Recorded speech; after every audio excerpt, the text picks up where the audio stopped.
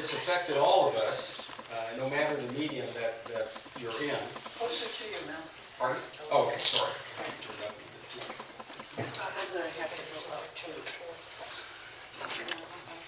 Every Pan Expressions West show is virtually American modernist. And you may be affected more than you think. Liz Cope really disliked modern art, and yet she was very much a modernist. She just didn't know it. Eden Hall is a commemoration of American modernism. And though it began in France, we're going to focus on American modernism. Now, this magazine, if you're not familiar with it, American Art Review, is a wonderful source. If you don't subscribe to it, I encourage you to. It comes out 6 times a year, and it covers various exhibits around the country. And so by doing that, you get to see a lot of local artists from that area that you might never have heard of. And it's been a great resource for me, and very, very great inspiration too. So there's some copies over there after the meeting if you'd like to look at them if you're not familiar with it. Well, where does our story begin? Our story begins in Paris. In the late 1800s, all art roads led to Paris. If a French artist wanted to be a successful painter or sculptor, what was his first goal? His first goal was this place, the French Academy of the Fine Arts in downtown Paris, and that picture is probably from about the period we're talking about. And there you learned, and there you were controlled as to how you would paint, and you were dictated to what subject matter you would paint. But if you followed the recipe, you would most likely be successful. What subjects would you paint? History, mythology, battles, religious, some portraits, but all in the prescribed style. So let's meet a successful artist of the 1870s. And this is Alexandre Cabanel. He was popular, he was wealthy, and so dignified. And let's look at a sample of his work.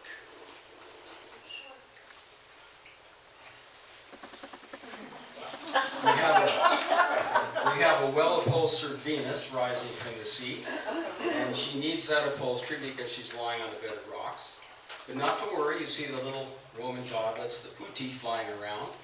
The gods are pleased with the new Venus. And the French art buyers were pleased too, especially the men. Oh, I would like to have that in my library. But at the same time, some younger artists were painting in a very different style. There we go. According to the Academy, this was a terrible thing. This was a monstrosity. And this is Impression Sunrise. And again, let's go back between the two of them. We have the same blues, and we have some peach color, and here we have a much stronger orange, but some of the same coloration, and yet what an incredible difference. So who did this terrible thing? This guy, Claude Monet, and he was a young rebel. This was painted by Renoir when he was about in his early 20s, and he looks like it. So this rebel was joined by others who said no to the prescribed art of the establishment. And why? Because it was confining, it was boring, it was not of the time. And there were women artists from the beginning of this new movement as well, and the most outstanding of them was this woman, Berthe Morisot. And when the Impressionists met as a group, Degas, Monet, Renoir, Pissarro, she was with them. She was a member. When they wanted to do a show, she was part of the voting, whether they would do it or not. She voted with them, she exhibited art with them on equal terms. Now, as a young woman, she set her mind on being an artist. There was no going back. No hiding in a room painting little flowers and such, no watercolors. She wanted to be a full-time artist. This was painted by Edward Manet, not Monet, and yes, they got their names confused back then. Edward Manet was not an impressionist, but he did start the rebellion that the others followed. Now, in looking, there we go.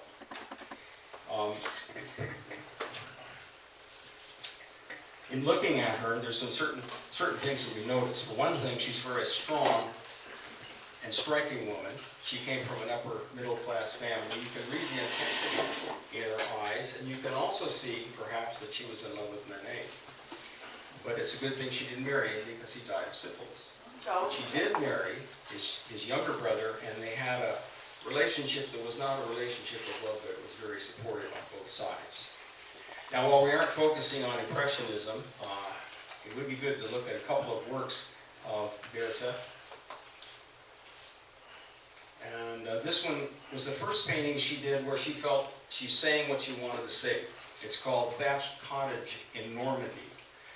And here's another one. This is called Julie Daydreaming. Now, she only had one child, and this was Julie. And if ever a mother and daughter were close, these two were.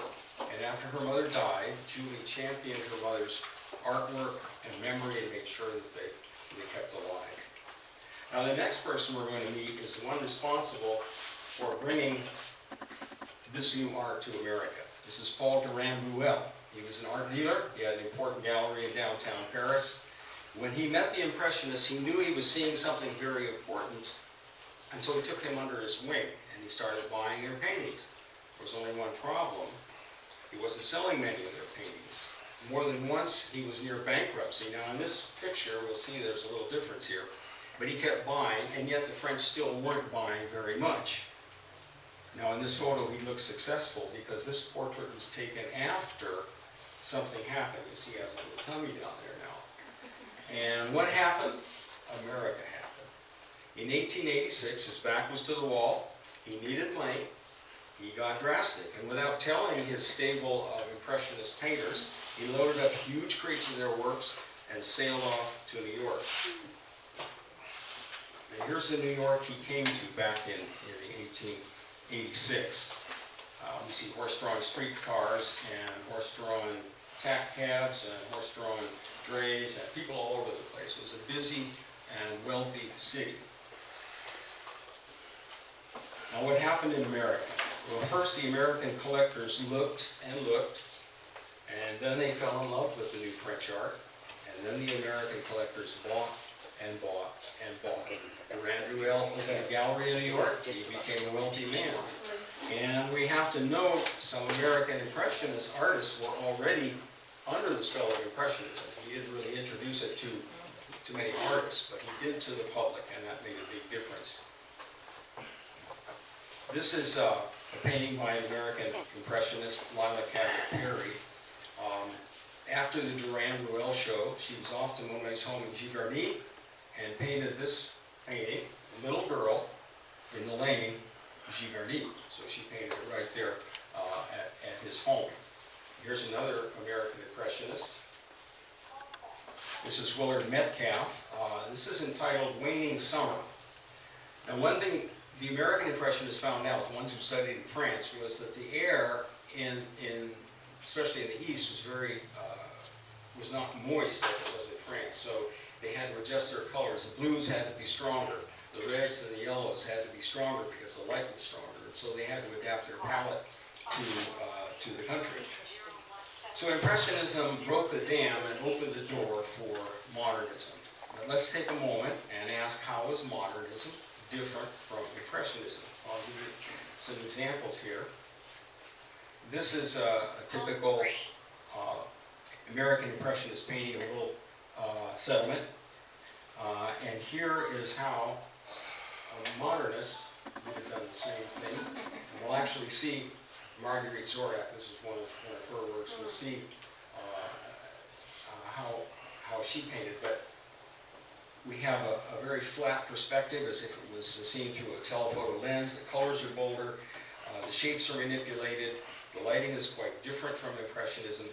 The main thing was it was a bold style, a very bold personal style, and that really became what it was all about. Now, here's another example of a modernist approach to the same kind of setting. Now, it's very different from the previous one, and it's very different from Impressionism, but it has a great effect, and it's an excellent composition, and yet it's very definitely not Impressionism. Now, again, there is another event that takes place that really brought modernism to America. And again, New York was the scene of the action. The year is 1913, and what came to be called the Armory Show. It was held in the 69th Regiment Armory Building. That's why they called it the Armory Show. And here's a picture of one of the rooms. This is again 1913. You can see the paintings are very different, the sculpture, and it has changed in just less than 20 years since Durand-Ruel's showing of Impressionist art. Here's another, this is somebody's rendering of what a room looked like with the people in it. And this is one of the paintings that was there in that show, Oscar Blumner's Hackensack River. They were both American and French artists invited to be in the show. The most talked about piece of art in the show was this one. Oh, yes. Marcel Duchamp's Nude Descending a Staircase. Now that was a shock for everybody. And today it is still quite something to look at. It takes a little getting used to, shall we say. And again, less than 20 years since Durand-Ruel was in the United States showing the art. So this new wave first hit and hit hard in New York and the Northeast. And this modern style was quickly adapted by the two leading Northeastern art schools, the Art Students League in New York and the Pennsylvania Academy of Fine Arts in Philadelphia. That's the school that Charles went to, and he knows much about that. And again, it was one of the leading art schools in the United States. So it makes sense to start our journey across the U.S. with the modernist painters in the Northeast where these first seeds were sown. After that, we'll travel to other areas of the country, and we'll also look at the effects on jewelers, photographers, printmakers, and sculptors, a full range of medias and regions. And in each region, we'll focus on the oldest artists first, the pioneers, if you will. And so the oldest artist in the Northeast, come on, there she is, Edith Lake Wilkinson. She was born in 1868 in West Virginia, 3 years after the Civil War. At age 20, she moved alone to New York to study art at the Art Students League. Now, it's very unusual for a young woman of her age to travel alone and move to New York and doing what she wanted to do. There she learned, among other things, woodblock printing. Now, in this very flat and stylized painting, woodblock print, you might notice some wrinkles in there, and we'll explain those a little bit later. She went to Provincetown, Massachusetts, and joined an art group there. And this is a really late Impressionist version of her view of the downtown of this little area. And here's one of a family, 2 children, the mother. Again, this perspective, the children's faces aren't showing, and everything's kind of scrubby, but very, very effective. Now, in 1924, she was diagnosed with some serious emotional problems, and she was institutionalized in what they called a paranoid state then, and she remained in institutions the rest of her life. And remember the wrinkles in the print? And that was because her artworks had been stored in a trunk, and they were only found after her death. And yet this was a woman who got right on board with this new style. This is Alfred Maurer. He ties for the earliest birth date, 1868. In New York, he was called the first American modernist. His father was a prominent German artist who had done a lot of Currier and Ives prints. Alfred studied at the Art Students League, and after New York, 1897, he went to Paris to study. 1904 in Paris, he met Picasso in his circle and became totally devoted to modernism. And here's an example of his artwork. This portrait is called Portrait of My Wife on the Day I Forgot Our Anniversary. And if we go back, he's pleading for mercy, and she's not having it. Actually, it's just called Portrait of a Woman. I couldn't do that. I had to do that. He did a lot of figural paintings, portraits. He did a lot of these. skipping around tonight. There. He did a lot of sister groups, and he did a jillion of them, one of his favorite formats. And while he did lots of figurals, he did other subjects. After he was basically done with that, he did landscapes. And again, very, very strong in modernist style. Our first black artist is Laura Wheeler Waring. She was born in Connecticut in 1887. She went to the Pennsylvania Academy of the Fine Arts, graduated in 1914, and she specialized in portraits of black women that she met and respected. This is a former slave, Anna Washington Derry. And here's another one. Alice Dunbar Nelson. She was a Philadelphia activist and journalist, and this is a great painting. The baseboard cuts it in thirds, and the color above and below is very unrealistic, but very exciting in the room. It certainly shows off her gorgeous yellow outfit. After graduating, she returned to Philadelphia, and then went to Paris to study. Spent a lot of time in the Louvre studying modern French art, and so it's influenced her portrait here of an unnamed woman. Now this is where we're going to miss the next one.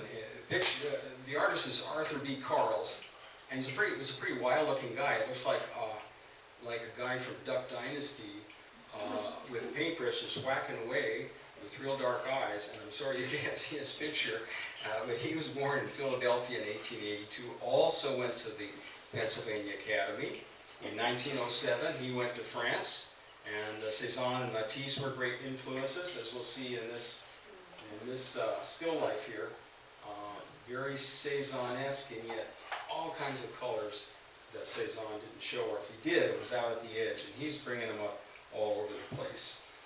He entered 6 landscapes in the major contemporary French art exhibit of its time, the Autumn Salon, and that's one example. It's really approaching abstract, and another even more abstract landscape. He was invited to show in the Armory show in 1913. This is Teresa Bernstein. She was born in Poland in 1890. Jewish family emigrated to the U.S. to escape persecution in Europe. She studied at the Art Students League and soon traveled back to Europe. She liked painting urban settings, and this painting is entitled Reading the War News. Now I had to look it up to find out what exactly is going on here. This is in front of the New York Times building at night, and so it's lit up, and the light just overcomes the rest of the painting. It's a terrific painting. Since she focused on city life, she rented a studio near Times Square, and that allowed her to paint a cross-section of New Yorkers. Now this is another example. This one's entitled Lil Hardin and Louis Armstrong. Now, of course, we all heard of Louis Armstrong. Lil was a singer, songwriter, composer, arranger, and band leader who married Louis Armstrong and sang with his band in 1924. And something interesting there, number of years, she was more popular painter than Edward Hopper. Later, she moved to a studio just a block from Central Park. The studio was her home until she died, and she died at age 111. Here's our last Northeastern artist. This is Elsie Driggs and her baby.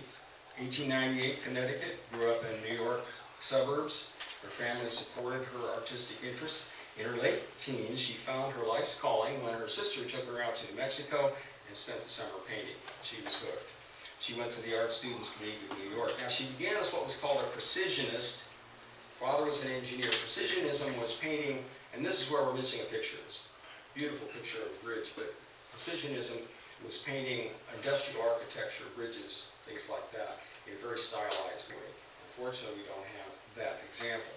But she abandoned that style and concentrated more on what she called her whimsical watercolors.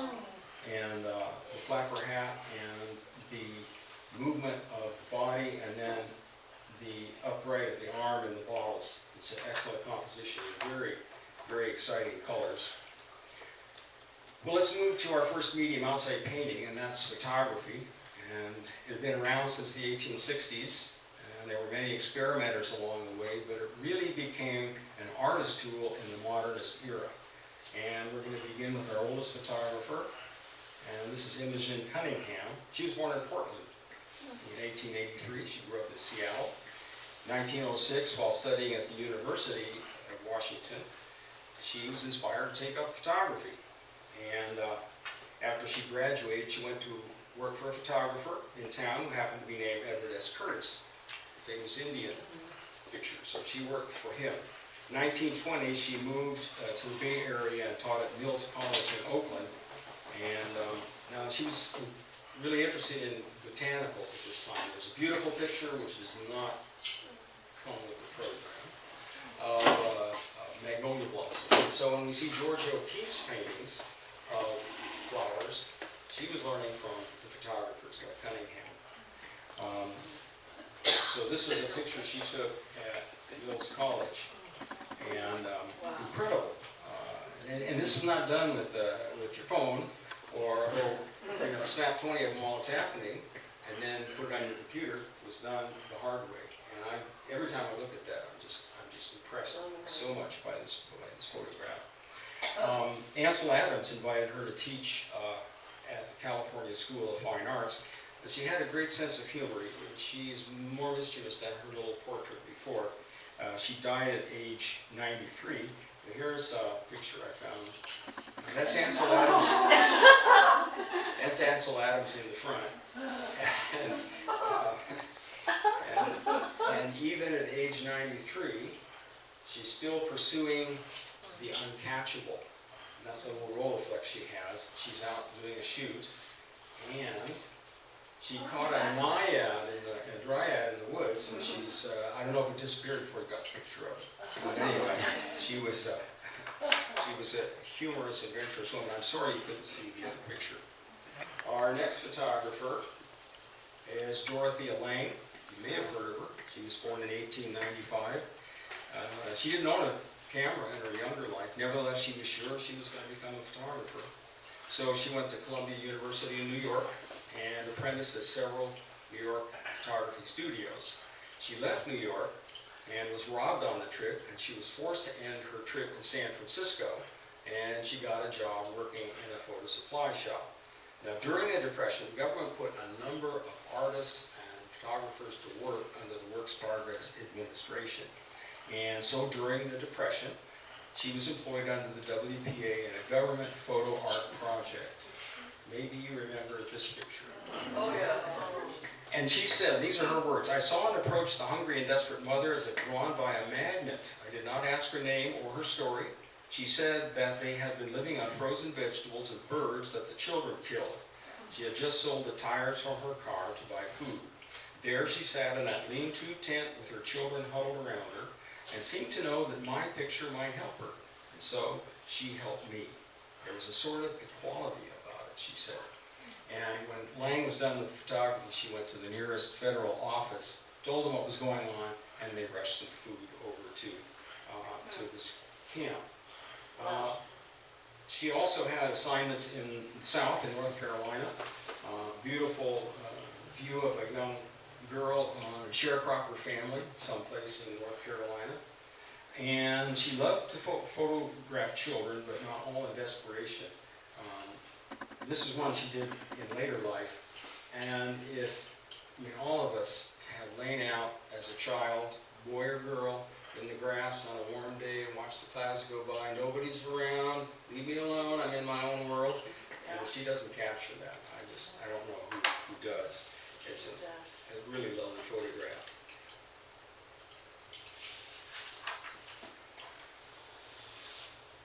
Okay.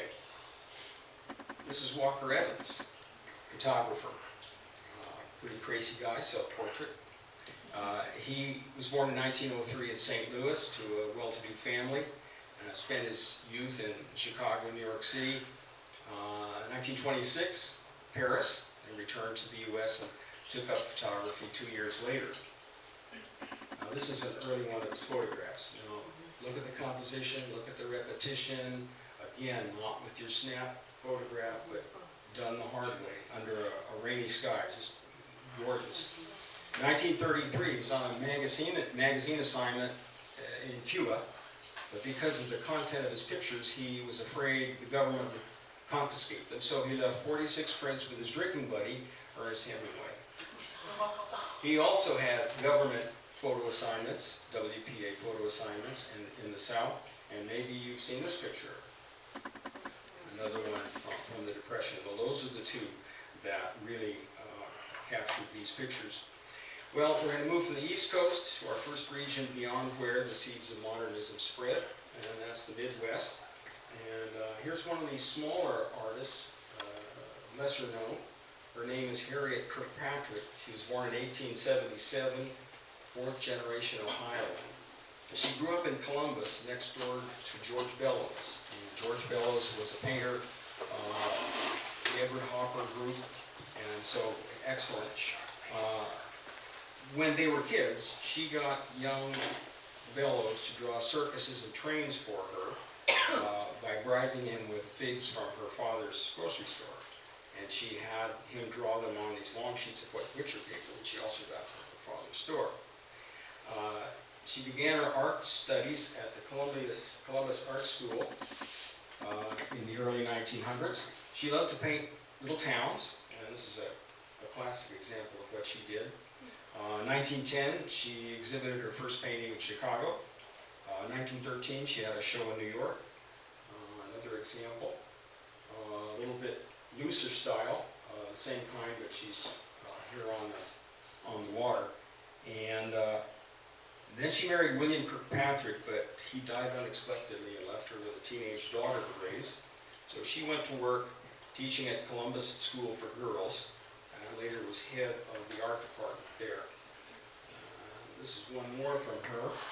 Notice how she handles the water, very geometrical. So she looks like Grandma next door, but painted like a storm. Next, Midwestern painter. This is a self-portrait, Eve Drulow. She was born in Iowa in 1899. She grew up on a farm, and let's see, did we skip one? Oh, tell me I lost that one too. Yeah. This, sorry about that, it's a great picture. You'll never know about it. She had her formal art education, and again, this is a still life that's very different from others, and notice the geometrical background.